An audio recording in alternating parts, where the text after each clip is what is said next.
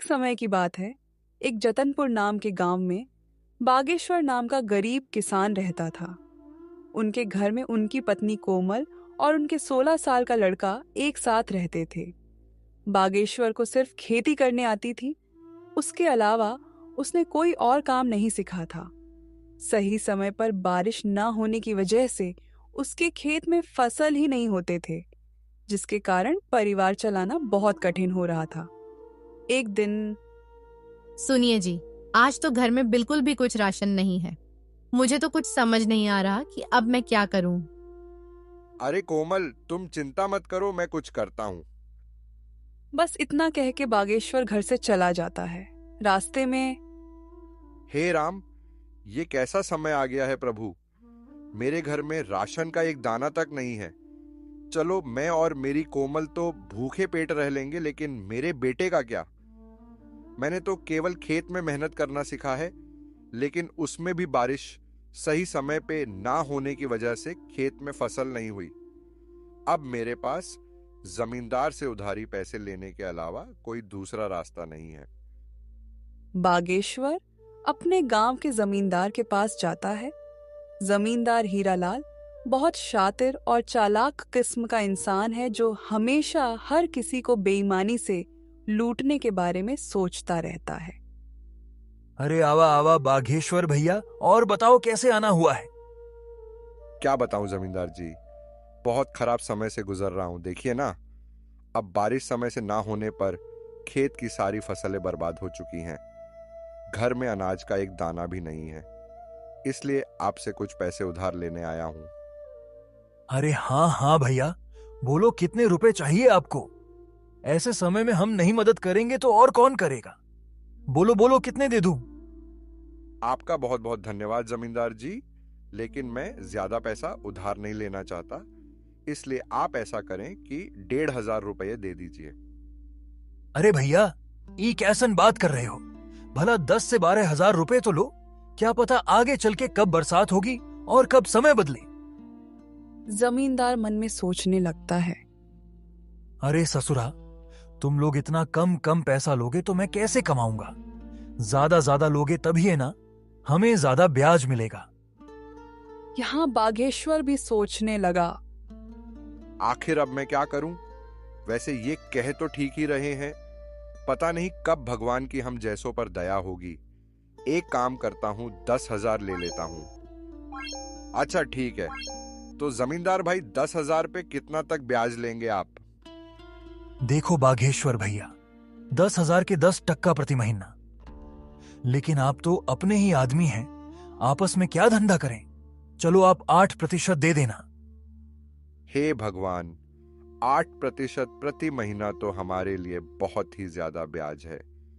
ले तो लेंगे, लेकिन चुकाएंगे कैसे। अगर नहीं लूंगा तो मेरा बेटा नकुल भूखा ही रहेगा। चलो ले ही लेता हूं।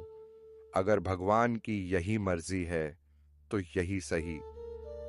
अरे बाघेश्वर भैया, क्या हुआ, क्या सोच रहे हैं। ब्याज के बारे में तो नहीं सोच रहे हैं। हाँ जमींदार भाई, इतना ब्याज कैसे। अरे कोनो चिंता की बात नहीं है। देखिए आप तो अपने हैं, आराम से चुकाइएगा। कहिए क्या कहते हैं। अच्छा ठीक है, दे दीजिए।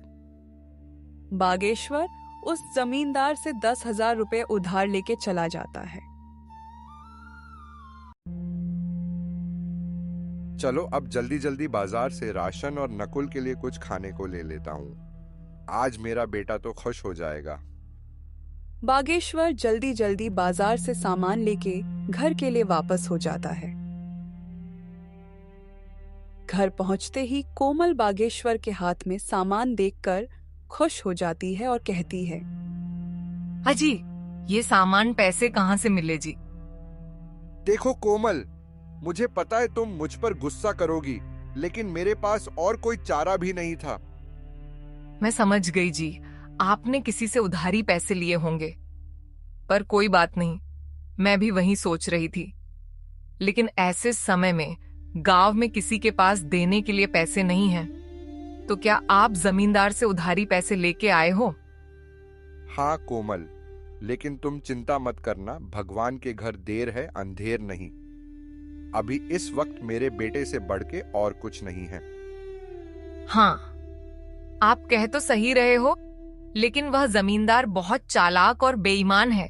वह बहुत ज्यादा ब्याज लेता है और समय पे पैसे ना देने पर खेत या घर छीन लेता है। आपने कितने रुपए उधार लिए? मैंने तो 1,500 ही मांगे थे, पर उसने कम से कम 10,000 या उससे ऊपर लेने बोला, इसलिए मैंने 10,000 ले लिए। सुनो ना कोमल, अब मेरे बेटे के आने का टाइम हो गया है। मैंने ये कुछ सामान लाया है, जाओ सबके लिए कुछ अच्छा सा बना दो। जी, आज तो मेरा बेटा खुश हो जाएगा। इतना कह के कोमल रसोई में चली जाती है। कोमल ने बहुत ही स्वादिष्ट खाना बनाई। खाने की खुशबू पूरे घर में महक रही थी। वाह कोमल, तो अपने बेटे की मनपसंद खीर बना रही हो। दोपहर में नकुल घर आ जाता है। अपना पसंदीदा खाना देखकर वो बहुत खुश हो जाता है। बड़े दिनों बाद बागेश्वर के परिवार में आज सभी के चेहरे पर खुशी थी। माँ, खाना तो बहुत बहुत ज्यादा स्वादिष्ट था। आज तो सच में माँ, मजा आ गया। अच्छा पापा, मेरे दोस्त सोमनाथ ने आज मुझे बुलाया है। कह रहा था कि आज वो मुझे अपने पापा से मिलवाने वाला है, इसलिए मैं वहां जा रहा हूं। 1-2 घंटे में वापस आ जाऊंगा। ठीक है बेटा, जाओ, लेकिन संभल के जाना और संभल के आना, ठीक है? हाँ पापा, आप फिक्र मत करो, मैं अच्छे से जाऊंगा और अच्छे से आऊंगा। इतना कह के नकुल घर से निकल जाता है।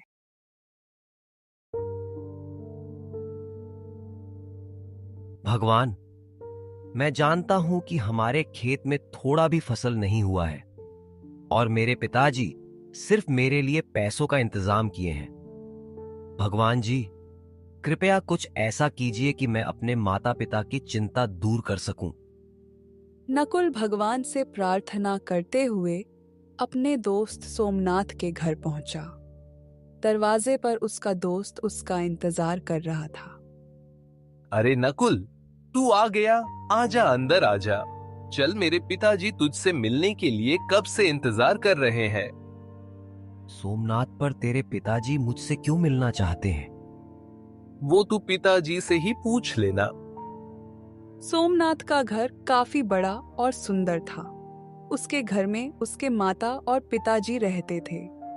सोमनाथ अपने पिताजी से अपने दोस्त नकुल के बारे में बताया था कि उसके पिताजी बहुत कड़ी मेहनत करते हैं, खेत में घंटों काम करते हैं, लेकिन पैसे की वजह से परिवार में बहुत टेंशन है। आओ बेटे नकुल, कैसे हो? नमस्ते अंकल जी। नमस्ते आंटी जी। मैं ठीक हूं, आप सभी कैसे हैं? खुश रहो बेटा, हम सब भी बहुत अच्छे हैं। जगदीश, नकुल 9-10 मिनट ऐसे ही उसके और उसके माता पिताजी के बारे में बातें करते हैं और फिर बेटा नकुल, तुम तो बहुत स्मार्ट लड़के निकले। बेटा, कल से तुम दोपहर में स्कूल से आके खाना खा के यहाँ चले आना। जी अंकल, मैं आ तो जाऊं, लेकिन घर पर भी थोड़े बहुत काम होते हैं। देखो बेटे नकुल, पहले तो तुम ये टेंशन वेंशन छोड़ो। हाँ, एक काम करना, नहीं रहने दो। कल मैं खुद ही तुम्हारे घर आऊंगा। तुम्हारे घर तुम्हारे पिताजी से भी मिल लूंगा और तुमसे भी, ठीक है? जी अंकल, ठीक है। अच्छा, तो मैं अब चलता हूं। ठीक है बेटा, ध्यान से संभल के जाना। जी अंकल, मैं एकदम संभल के जाऊंगा। उतने में सोमनाथ की मम्मी बोली, बेटा नकुल, ये लेते जाओ, घर पे खा लेना। नहीं आंटी, इसे मैं नहीं ले सकता। अरे बेटा, ले लो। देखो तुम्हारी ममता आंटी ने कितने प्यार से दिया है। नकुल वह थैली ले लेता है, पर उसे समझ नहीं आता कि सोमनाथ के पिताजी उसके पिताजी से क्यों मिलना चाहते हैं। जगदीश अंकल तो बहुत अच्छे हैं, उन्होंने मुझसे कितने प्यार से बात किए, और आंटी भी बहुत अच्छी हैं, उन्होंने मेरा कितना ख्याल रखा, पर वो मेरे पिताजी से क्यों मिलना चाहते हैं। यही सब सोचते हुए नकुल घर पहुंचा और उसने सोमनाथ के माता और पिताजी के बारे में बताया। देखो कोमल, हमारे नकुल को कितना अच्छा दोस्त मिला है। चलो बेटा, ठीक है, तो कल आएंगे सोमनाथ के पिताजी। हाँ पिताजी।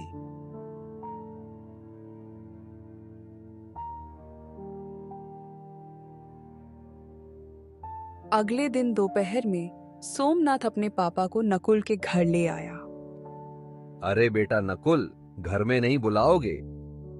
अरे सर, आइए आइए। अरे कोमल देखो, हमारे नकुल के दोस्त और उनके पापा आए हैं। कोमल फट से सोमनाथ के पापा के लिए दूध वाली चाय बनाकर ले आती है। चाय पीने के बाद जगदीश जी बागेश्वर जी से कहते हैं, सुनिए बागेश्वर जी, मैं आपसे थोड़ी बात करना चाहता हूं। जी सर, कहिए क्या कहना चाहते हैं। जी, आप मुझे सर मत कहिए, मैं भी आपका दोस्त जैसा हूं, इसलिए मुझे जगदीश कह के बुलाइए। अरे अच्छा ठीक है, जगदीश जी बोलिए, आप क्या कहना चाहते हैं। जगदीश बागेश्वर को घर से थोड़ा बाहर ले जाके कहते हैं, बागेश्वर जी, मेरा बेटा नकुल को अपना बहुत अच्छा दोस्त मानता है। उसने मुझे बताया कि नकुल बहुत समझदार और अच्छा लड़का है, पर गरीबी के कारण से वो पढ़ाई छोड़ने की बातें कर रहा है। भगवान की दया से अब जाके हमारा सोमनाथ खुश रहने लगा है, नहीं तो पहले वो सिर्फ अकेला ही रहता था, क्योंकि उससे कोई दोस्ती ही नहीं करता था। अब क्योंकि आपके नकुल के कारण से मेरा बेटा खुश है, इसीलिए मैं उसकी पढ़ाई की फीस भरना चाहता हूं। आप अब टेंशन भूल जाइए, समझे? बागेश्वर की आंखों में आंसू आ जाते हैं। आपका बहुत बहुत धन्यवाद जगदीश जी, आपने मेरी चिंता दूर कर दी। बस उस दिन से नकुल की पढ़ाई की चिंता दूर हुई। अब नकुल सोमनाथ के घर खेलने जाने लगा था। ऐसे ही एक दिन सोमनाथ के पापा कहते हैं, नकुल, सोमनाथ बेटा यहां आओ। वह दोनों जगदीश के पास जाते हैं। बेटा तुम दोनों बताओ, तुम में से कौन शेयर मार्केट के बारे में जानता है? नकुल बेटा, पहले तुम बताओ। अंकल, मैं इसके बारे में पहली बार सुन रहा हूँ, ये क्या होता है? और पापा, मैं बस इतना जानता हूं कि शेयर मार्केट में शेयर खरीदा और बेचा जाता है। अच्छा सुनो, अब कल से तुम दोनों मेरे साथ आधा घंटा बैठोगे। मैं तुम दोनों को अब कुछ सिखाना चाहता हूं।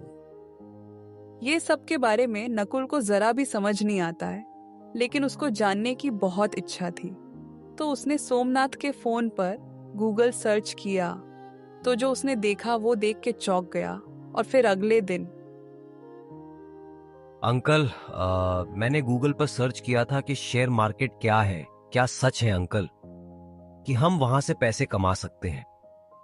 बेटा नकुल, ये बिल्कुल सच है कि कोई भी शेयर बाजार से पैसा कमा सकता है।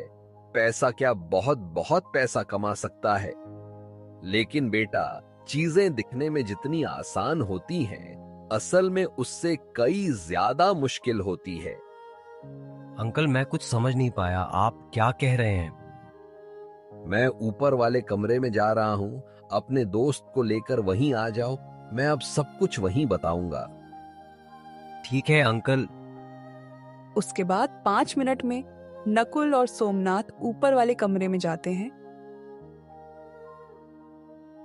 वहां वो लोग देखते हैं कि एक बहुत बड़ा कंप्यूटर है, एक लैपटॉप है, एक टैबलेट पर बहुत सारे अलग अलग चार्ट खुले हैं। मिनट मिनट में लाल या हरी मोमबत्तियां बन रहे हैं। उन्हें ये सब कुछ समझ नहीं आता, लेकिन नकुल को इतना मालूम पड़ चुका था कि ये शेयर मार्केट कुछ तो है। वो दोनों जगदीश से पूछते हैं, पापा, ये क्या है? मैं आज तक नहीं जानता था कि आपके कार्यस्थल पर इतना बड़ा कंप्यूटर है। दरअसल आपका इतना बड़ा ट्रेडिंग सेटअप है। हाँ सोमनाथ, ये मेरा ट्रेडिंग सेटअप है। मैं यही काम करता हूं। लेकिन बेटा, तुम्हें कभी यहां आने की जिज्ञासा ही नहीं थी, इसलिए हमने भी तुम्हें कभी इस बारे में नहीं बताया। लेकिन अब तुम्हें देख के ऐसा लग रहा है कि तुम्हें ये सब बहुत पसंद आया है और शायद तुम इसके बारे में और जानना चाहते हो। हाँ अंकल, सिर्फ सोमनाथ ही नहीं, मैं भी बहुत उत्साहित हूँ शेयर बाजार के बारे में जानने के लिए। बिल्कुल बेटा नकुल, क्यों नहीं। मैं यही तो तुम्हें और सोमनाथ को बताना चाहता था कि शेयर बाजार की दुनिया बहुत बड़ी है। इसमें अगर महानता हासिल कर ली जाए तो उसकी जेब में हजारों लाखों में हमेशा रहे। अच्छा, तो तुम दोनों अब यहां से जाओ, नीचे खेलो। लेकिन हाँ, कल से मैं तुम दोनों को थोड़ा थोड़ा बाजार के बारे में बताना शुरू करूंगा। पापा, मुझे पता है कि अब मेरा दोस्त इसे सीखने के लिए बहुत उत्साहित है।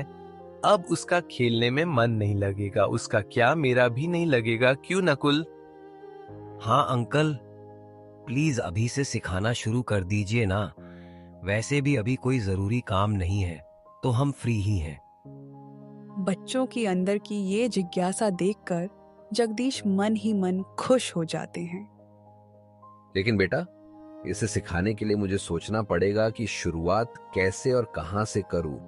इसलिए शुरुआत तो कल से ही होगी। लेकिन अब तुम दोनों इतना कह रहे हो तो थोड़ी बुनियादी बातें बता ही देता हूं। जगदीश जी उन्हें एक जगह बिठाते हैं और कहते हैं, बेटा सुनो, पहली बात अच्छे से समझो कि शेयर मार्केट क्या है, यानी इंग्लिश में व्हाट इज शेयर मार्केट। तो ये एक इंटरनेट पे ऐसा जगह होता है जहां दुनिया के हजारों लाखों कंपनियां एक जगह पर रजिस्टर्ड होती हैं। यहाँ सभी कैटेगरीज की कंपनियां होती हैं, टेक्नोलॉजी से लेके बैंक तक। यहाँ पे सामान जैसे कमोडिटी कहते हैं, जिनमें गोल्ड, सिल्वर, क्रूड ऑयल और भी चीजें होती हैं। बस उस दिन जगदीश जी नकुल सोमनाथ को बस यही कुछ बेसिक बातें बताते हैं। लेकिन नकुल रात में भी स्टॉक मार्केट के बारे में सोचने से खुद को नहीं रोक पाता। वो हमेशा सोचते रहता है कि हे भगवान, आपका और जगदीश चाचा का लाख लाख धन्यवाद। आखिरकार मुझे एक ऐसा चीज पता चल गया जहां से मैं अपने परिवार को इस गरीबी से बाहर निकाल सकता हूं। मैं अपनी जी जान लगा दूंगा इसे सीखने में। बस आप मेरा साथ मत छोड़िएगा। घर के एक कोने से नकुल की माँ कोमल देखती है और वो बागेश्वर से जाके कहती है, हाजी सुनिए। हाँ, क्या हुआ कोमल, क्या बात है? आज हमारा नकुल कुछ परेशान सा नहीं लग रहा? देखिए ना, कब से करवटें बदल रहा है। हाँ कोमल, तुम ठीक कहती हो, चलो जाके पूछते हैं। बागेश्वर और कोमल दोनों नकुल के पास जाके पूछते हैं, बेटा नकुल, ओ नकुल, क्या बात है बेटा? नींद नहीं आ रही, कोई बात है तो हमें बता सकता है। पापा मम्मी, मैं तो ये सोच रहा था कि आप लोगों को कैसा लगेगा जब मैं एक सफल आदमी बन जाऊंगा। हमारा भी एक अच्छा सा घर होगा। धत्त पगला, हम दोनों तो डर ही गए थे। बेटा, हम लोग बहुत खुश होंगे उस समय जब तुम एक सफल आदमी बन जाओगे, है ना कोमल? हाँ जी, बिल्कुल सही कह रहे हैं आप। हमारा नकुल सफल हो जाएगा तो कितना अच्छा होगा। मम्मी पापा, अब आप लोग भी जाइए और सो जाइए। और हाँ, चिंता बिल्कुल मत करना। फिर बागेश्वर और कोमल भी सोने चले जाते हैं। अगले दिन नकुल अपने साथ एक कलम और एक किताब लेके बहुत उत्साह के साथ सोमनाथ के घर जाता है। दरवाजे पर उसका दोस्त उसकी राह देख रहा है। तेरा चेहरा देख के समझ आ रहा है कि तेरा मन आज सिर्फ शेयर मार्केट के बारे में सीखना चाहता है ना? हाँ सोमनाथ, अच्छा देर नहीं करते हैं, चल फटफट अंकल के पास जाते हैं। लेकिन वो दिख नहीं रहे, कहाँ हैं? अरे नकुल, थम जा यार। अच्छा चल, वो ऊपर के कमरे में हम दोनों का इंतजार कर रहे हैं। वो दोनों ऊपर के कमरे में जाते हैं। वहाँ जगदीश जी इनको सिखाने की तैयारी कर रहे थे। अरे बच्चों, तुम आ गए। आओ आओ, अब जल्दी जल्दी यहाँ बैठ जाओ। मैं आज तुम्हें कुछ एग्जाम्पल के साथ सिखाऊंगा कि रियलिटी में मैं मार्केट में कैसे ट्रेड करता हूँ। देखो बच्चों, मार्केट में आपको दो टाइप के लोग मिलेंगे। एक होता है बायर्स यानी खरीदने वाला, और दूसरा होता है सेलर्स यानी बेचने वाला। यहाँ एक खरीदता है तो दूसरा बेचता है। अब आगे सिखाने से पहले मैं तुमको 3 पिलर्स ऑफ सक्सेस बताना चाहता हूँ। क्या तुम दोनों में से कोई पॉइंट्स बता सकते हो? नकुल पहले हाथ ऊपर करता है और कहता है, हाँ अंकल, मैं जानता हूँ। वो 3 पॉइंट्स है, डिसिप्लिन, कंसिस्टेंसी और पंक्चुअलिटी। शाबाश बेटा, बहुत बढ़िया। अब मैं ये बताता हूँ कि तुम इस मार्केट में सक्सेसफुल बनने के लिए कैसे अप्लाई कर सकते हो। देखो बेटा, सबसे पहले डिसिप्लिन, जिसका मतलब होता है किसी भी काम का एक प्रॉपर स्ट्रक्चर होता है। तुम्हें उसके हिसाब से ही वो काम करना चाहिए। जैसे मार्केट में हर एक काम करने का सही तरीका होता है। अगर उसके हिसाब से काम किया जाए तो काम हमेशा सही होता है। उतने में सोमनाथ कहता है, पापा, आगे का 2 पॉइंट्स मैं बताऊं? बिल्कुल बेटा, बताओ। पापा, कंसिस्टेंसी का मतलब होता है किसी भी काम में कंसिस्टेंट रहना, और लास्ट पॉइंट है पंक्चुअलिटी, जिसका मतलब होता है टाइम टू टाइम, यानी समय पे हर काम हो जाना चाहिए। पापा, ये 3 पॉइंट्स के हिसाब से अगर हम मार्केट में रहते हुए अपने डिसिप्लिन को फॉलो करते हैं और दूसरे काम में कंसिस्टेंसी और पंक्चुअलिटी बनाए रखते हैं, तो हम एक सफल ट्रेडर या इन्वेस्टर बन सकते हैं। क्या मैंने सही बोला पापा? अरे बेटा, तुम बिल्कुल सही बताए हो, लेकिन तुमको पहले से ये सब पता है? हाँ पापा, हमको इसके बारे में कॉलेज में पढ़ाए थे और शेयर मार्केट के बारे में मैंने भी थोड़ी बहुत रिसर्च की थी। उसके अगले 30-40 दिन में जगदीश जी ने बच्चों को शेयर मार्केट के बारे में सब बता दिया था। जैसे मार्केट में कब खरीदना है, कब बेचना है, ट्रेड कैसे लेते हैं और बाकी के चीजें। एक दिन सुबह में सोमनाथ और नकुल एक साथ कुछ बातें कर रहे होते हैं। उतने में जगदीश जी उन्हें बुलाते हैं। बेटा सोमनाथ और नकुल, मेरे साथ ऊपर आओ। वो दोनों उनके साथ ऊपर जाते हैं और फिर उन्होंने कहा, आज तक तुम दोनों ने बहुत कुछ सीखा है और उसको पूरे डिसिप्लिन, कंसिस्टेंसी और पंक्चुअलिटी होके पेपर ट्रेडिंग में प्रैक्टिस भी की है। अब बारी है रियल पैसे से ये सब करना। आज मैं तुम दोनों का डीमैट अकाउंट बनाऊंगा और तुम दोनों के डीमैट अकाउंट में 2-2 लाख का कैपिटल डिपॉजिट करूंगा। तुम्हें उसका इस्तेमाल करके अपना कैपिटल बड़ा बनाना है। लेकिन बेटा, कहीं पे भी अपने पैसे को इन्वेस्ट या ट्रेड करने से पहले अपने रिस्क को मैनेज करना, फिर आगे स्टेप लेना। उस दिन से नकुल और सोमनाथ दोनों ने मार्केट में पैसे से काम चालू किया। शुरुआत में दोनों ने डर डर के कैपिटल को यूज किया, लेकिन कुछ ही हफ्तों में वे कॉन्फिडेंट हो गए। अब वह दोनों धीरे धीरे छोटे छोटे प्रॉफिट्स बुक करने शुरू कर दिए थे। लेकिन एक दिन, यार ये पेनी स्टॉक में पैसा इन्वेस्ट करूं या नहीं? सिर्फ 2 रुपए का एक शेयर है। मैं आराम से 30,000 शेयर खरीद सकता हूं। 1-2 रुपए भी बढ़ गया तो बहुत अच्छा प्रॉफिट होगा। यहाँ नकुल ने गलती की। उसने कंपनी के बारे में रिसर्च नहीं किया। उसने सिर्फ प्रॉफिट को देखा और लालच में उसने वो शेयर खरीदे ली। खराब किस्मत से उस स्टॉक की कीमत 1.5 रुपए से गिर गई। हे भगवान, ये मैंने क्या किया? ये कैसे हो गया? मुझे ऐसा नहीं करना चाहिए था। मैंने अपने रिस्क मैनेजमेंट पर ध्यान नहीं दिया, डिसिप्लिन को फॉलो नहीं किया। 45,000 का नुकसान। अब मैं क्या करूं? उतने में गांव का जमींदार हीरालाल अपने आदमी के साथ आ जाता है। कवन दिशा में गया ललुआ का घरवा, कवन दिशा में? अरे मालिक, वो दिशा में है। हीरालाल बागेश्वर के घर के सामने आके कहता है, अरे ओ बागेश्वर भैया, अरे कहवा बाड़ा हो, तनिक बाहर निकलिए महाराज। अरे कोमल, लगता है जमींदार अपने पैसे लेने आया है। तुम यहीं रुको, मैं देख के आता हूँ। बागेश्वर घर से बाहर आता है। अरे जमींदार जी, नमस्कार। अरे भैया नमस्कार नमस्कार। बागेश्वर भैया, हम कह रहे थे कि पैसवा कब दीजिएगा? अभी भी 4,000 ब्याज सहित बचा है, याद है कि भुला गए? नहीं जमींदार जी, भूले नहीं हैं, बस इस वक्त घर में परिस्थिति कुछ ठीक नहीं चल रही। मुझे 1-2 महीने का और समय दे दीजिए, मैं आपके बचे हुए पैसे ब्याज के साथ चुका दूंगा।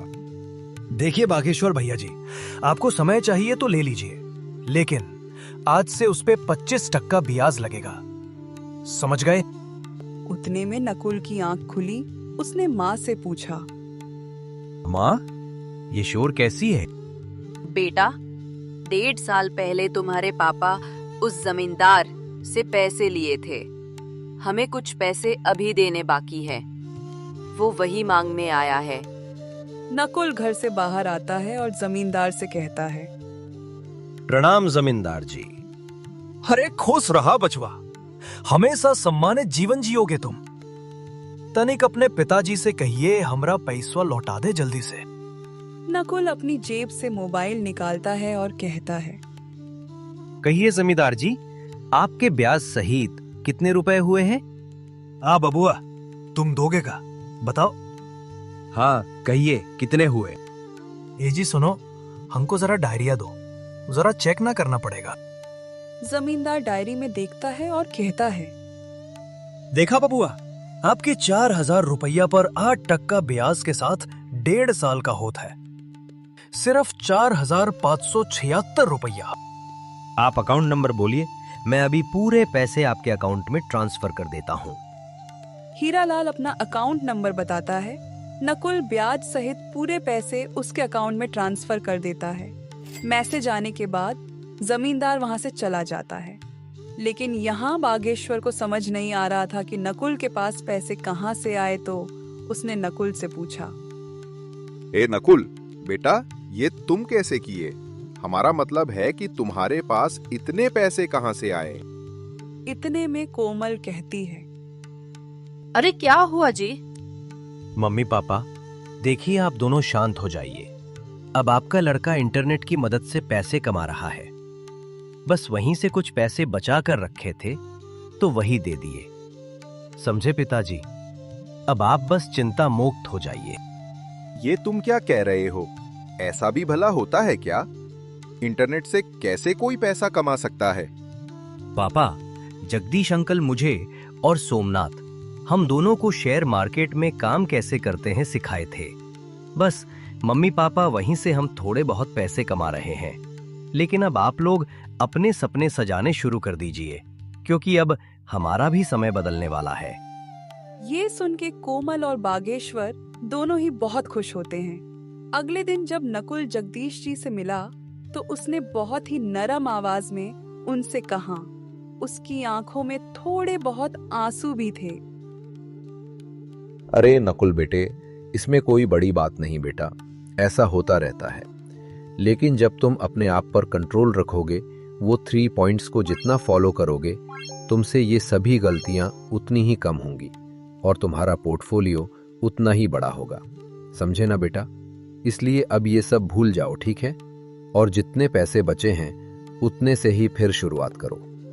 ऐसा सुनने के बाद नकुल को थोड़ा अच्छा लगता है और वो उस दिन से कहीं भी अपने पैसे को इन्वेस्ट या ट्रेड करने से पहले बहुत अच्छी तरह से सोचता है।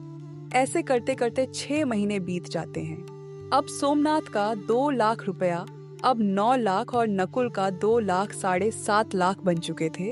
एक दिन रात में नकुल ऐसे ही न्यूज पढ़ रहा था, तभी उसने एक बिटकॉइन के बारे में आर्टिकल पढ़ा और फिर वो सोचने लगता है। ये आर्टिकल पढ़ने के बाद मार्केट में बिटकॉइन का दाम गिरेगा और बहुत से लोग जिनके पास पहले से बिटकॉइन होंगे वो बेचेंगे, जिसके कारण से बिटकॉइन का वैल्यू बहुत कम हो जाएगा। अभी एक बिटकॉइन का वैल्यू 19,500 रुपए है। चलो, जैसा होगा हम उस हिसाब से रिस्क को मैनेज करते हुए काम करेंगे। चलो, अभी सो जाता हूं। अगले दिन सुबह में, सुनो माँ, मैं सोमनाथ के यहाँ जा रहा हूँ। सुनो बेटा, वही टेबल पर मैंने खीर डब्बे में पैक करके रखे हैं, अपने दोस्त के लिए लेते जाना। जी मम्मी, मैं ले जा रहा हूँ। और हाँ, संभल के जाऊंगा और संभल के वापस आ जाऊंगा। उस दिन वो सोमनाथ और जगदीश जी से उस समाचार के बारे में बात करता है और फिर जगदीश जी कहते हैं, बेटा नकुल, मुझे अच्छा लगा कि तुम अब सोचने के बाद डिसीजन लेते हो। देखो बेटा, तुम्हें जो सही लगे वैसा ही करना। उसी दिन शाम को ये न्यूज का असर मार्केट पर दिखने लगता है।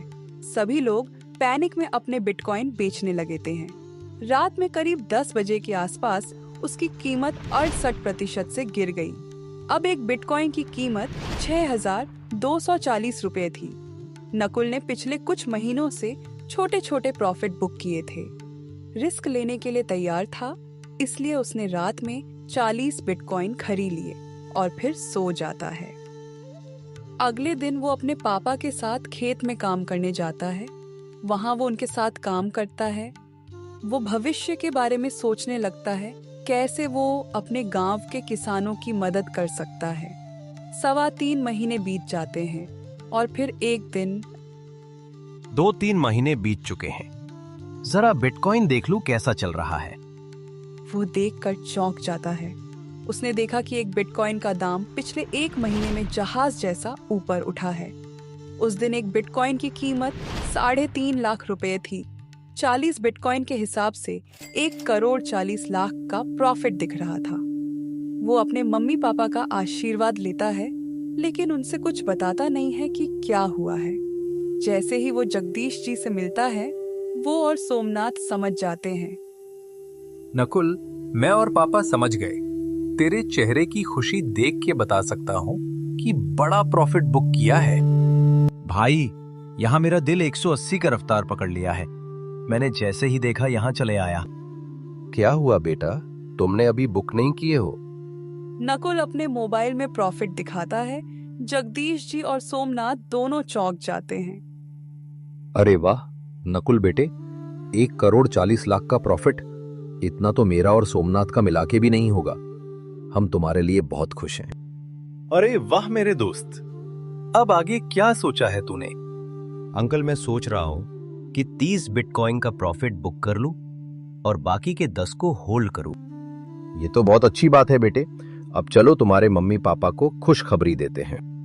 इतने में सोमनाथ की मम्मी आ जाती हैं और कहती हैं, अरे कौन सी खुशखबरी की बात हो रही है? वो सभी नकुल के लिए बहुत खुश होते हैं और मिठाई का डब्बा लेके उसके घर पहुंचते हैं। दरवाजे पे कोमल उन सबको आते हुए देखती है। वो सबने उनको जो भी हुआ उसके बारे में बताते हैं। क्या बात कर रहे हो जगदीश जी? अरे सुनती हो कोमल, अब हमारा बेटा करोड़पति बन गया है। सब बहुत खुश हो जाते हैं। नकुल और सोमनाथ ने मिलके गांव में सोलर पैनल लगवाए और बोरिंग करके उसमें पावर मशीन लगवाते हैं, जिसकी वजह से अब गांव के किसानों की पानी की चिंता खत्म हुई। अब वो गांव के हर आदमी को बताते हैं कि पैसे सिर्फ खेती में काम करने से नहीं, दिमाग से भी कमाए जा सकते हैं। इसलिए अपने बच्चों को जरूर पढ़ाएं।